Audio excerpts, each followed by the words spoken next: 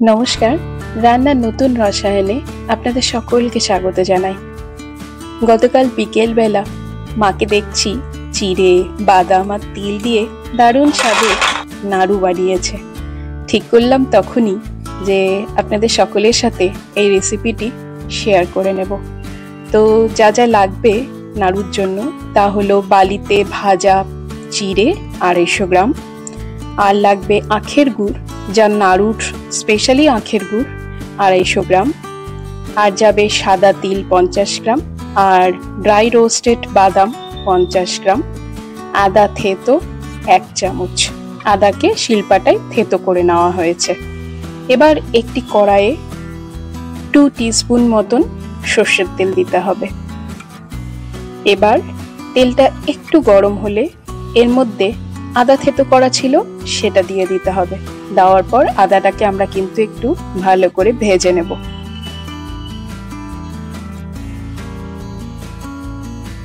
আজকের রেসিপিটা দেখতে থাকুন, মজার মজার কিন্তু ইনগ্রেডিয়েন্টস পড়বে।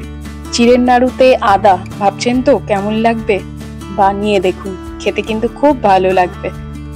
হ্যাঁ, এবার আদাটা হালকা ভাজা হলে এর মধ্যে আখের গুড়টা দিয়ে ক্রমাগত কিন্তু নাড়তে হবে। গুড়ের মধ্যে কিন্তু আমরা 1 ফোঁটা জল দেব না। এই গুড়টা জাল হোক, একটা কথা শেয়ার করি আপনাদের সাথে। আমার আগের দিনের পোস্ট করা তিলের নাড়ু রেসিপিটি মানুষের অনেক ভালোবাসা পেয়েছি আমি, তাই জন্য ঠিক করলাম আজকে এই নাড়ুর রেসিপিও আপনাদের সাথে শেয়ার করি। দেখুন, গুড় কিন্তু জাল হয়ে গেছে। এবার তিলটা এর মধ্যে দিয়ে দিতে হবে। তিল আর গুড় একসাথে নাড়তে হবে, ক্রমাগত কিন্তু নাড়তে হবে, থামলে চলবে না।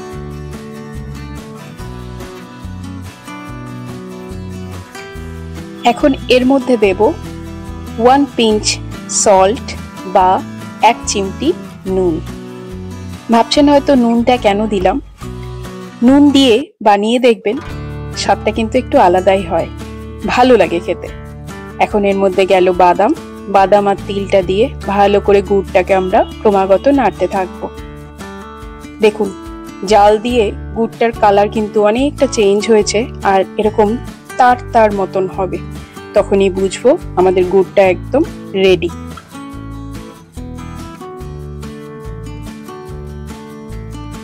এখন এর মধ্যে দেব আমরা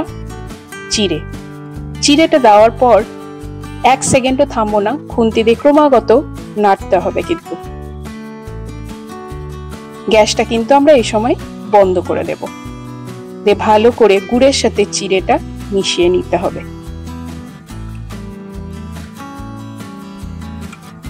দেখেছেন কিরকম আঠালো ভাব হয়েছে? এখন এই গরম অবস্থাতেই আমরা হাতে সর্ষের তেল মাখিয়ে নাড়ু বানাতে শুরু করে দেব। দেখুন, এরকম তার তার ভাবটা খেয়াল করছেন তো? ঠিক এই তাকে আমাদের নাড়ুটা করতে হবে। আমার মায়ের এই রেসিপিটি আপনাদের কেমন লাগছে একটু অবশ্যই কমেন্ট করে জানাবেন। কারণ চিড়ের নাড়ু তো অনেকেই বানায়, কিন্তু এরকম আদা, তিল, বাদাম দিয়ে বানিয়ে দেখুন, আলাদাই মাত্রা চলে আসে স্বাদের। আর একটা কথা যেটা বরাবরই বলে আসি, যে আমার চ্যানেলকে লাইক, শেয়ার, সাবস্ক্রাইব করে পাশে থাকবেন। গল্প করতে করতে রেসিপিও শেষ। এরপরে আরও একটি রেসিপি নিয়ে হাজির হব। ধন্যবাদ।